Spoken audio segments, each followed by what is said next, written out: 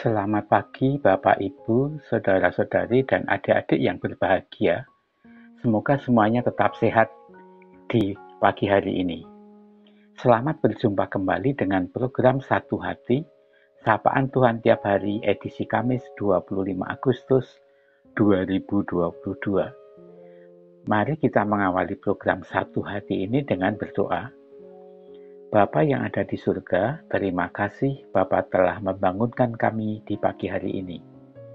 Bapa, untuk mengawali hari ini, kami akan mendengarkan firman-Mu. Kiranya Bapa memberkati kami, sehingga kami dapat memahami apa yang Engkau firmankan kepada kami. Dalam nama Tuhan Yesus, doa ini kami panjatkan. Amin. Pada pagi hari ini, saya ditemani oleh adik Tristan, salah seorang jemaat sekolah minggu GKJ Condong Catur. Adik Tristan akan membacakan bahan dari Lukas 16 ayat 22 dan sampai 24 yang akan digunakan sebagai sumber renungan pagi hari ini. Silakan Dik Tristan. Bacaan firman Tuhan pagi ini terambil dari Lukas 16 ayat 22 sampai 24. Orang kaya dan Lazarus yang miskin. Kemudian matilah orang miskin itu, lalu dibawa oleh malaikat-malaikat ke pangkuan Abraham. Orang kaya itu juga mati, lalu dikubur. Dan sementara ia menderita sengsara di alam maut, ia memandang ke atas, dan dari jauh dilihatnya Abraham dan Lazarus duduk di pangkuannya. Lalu ia berseru katanya, "Bapak Abraham, kasihanilah aku. Suruhlah Lazarus supaya ia mencelupkan ujung jarinya ke dalam air dan menyejukkan lidahku, sebab aku sangat kesakitan dalam nyala api ini." Demikian firman Tuhan. Terima kasih Dik Tristan. Bapak, Ibu, saudara-saudari, dan adik-adik sekalian, renungan pagi ini diberi tema janji palsu. Lukas 16 ayat 22 dan 23 menceritakan tentang kematian dua orang yang berbeda latar belakang.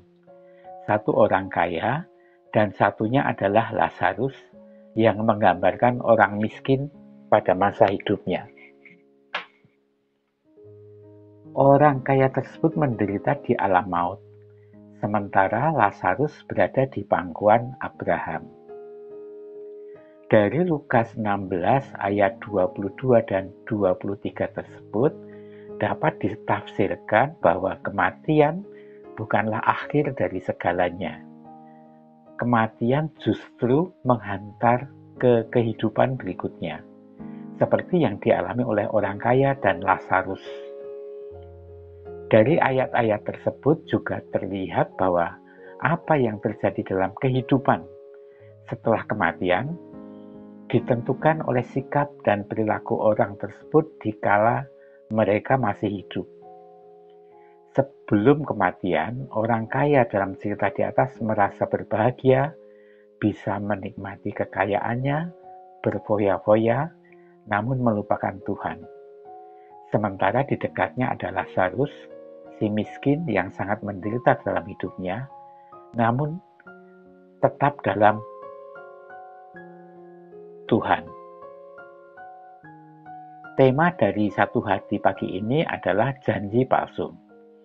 Dalam penjelasannya, disebutkan bahwa kekayaan, harta bisa memberi janji palsu, yaitu memberikan berbagai kenikmatan duniawi, namun setelah kematian, harta yang dimiliki justru menjerumuskan ke dalam alam maut. Orang kaya dalam cerita tadi terlalu asik dengan kekayaannya. Namun kekayaan tidak bisa membuat orang tersebut masuk ke dalam surga. Bapak, Ibu, saudara-saudari, dan adik-adik sekalian, kalau kita pelajari lebih dalam, sebetulnya orang kaya itu menderita sengsara di alam maut bukan karena ia kaya, melainkan karena orang tersebut dalam kehidupan sehari-hari semasa hidupnya terlalu mengandalkan kekayaannya, bukan mengandalkan Tuhan. karena tidak semua orang kaya menderita setelah kematiannya. Misalnya Abraham. Dia adalah orang kaya semasa hidupnya di dunia, tetapi dia hidup senang di alam baka. Demikian juga Ayub dan Daud. Sebaliknya, Lazarus hidup senang di surga bukan pula karena ia miskin. Banyak juga orang miskin yang menderita di alam maut. Yang menyebabkan orang kaya tersebut tidak bisa masuk surga karena saat masih hidup, orang tersebut tidak mempersiapkan diri dalam menghadapi kehidupan setelah kematian. Sementara Lazarus, meskipun miskin dan menderita, dia mempersiapkan diri dengan baik. Lazarus menjalani hidupnya dengan tetap percaya dan melakukan tindakan-tindakan yang berkenan kepada Allah. Bapak, Ibu, saudara-saudari, dan adik-adik sekalian, kisah orang kaya dan Lazarus ini memberi pelajaran bagi kita bahwa kaya atau miskin tidak menentukan apakah seseorang masuk neraka atau surga.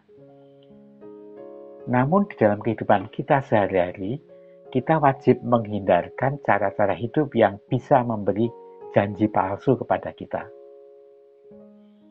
Cara-cara hidup yang kelihatannya memberi kenikmatan, memberi kesenangan, namun akan membawa kita ke alam maut setelah kematian.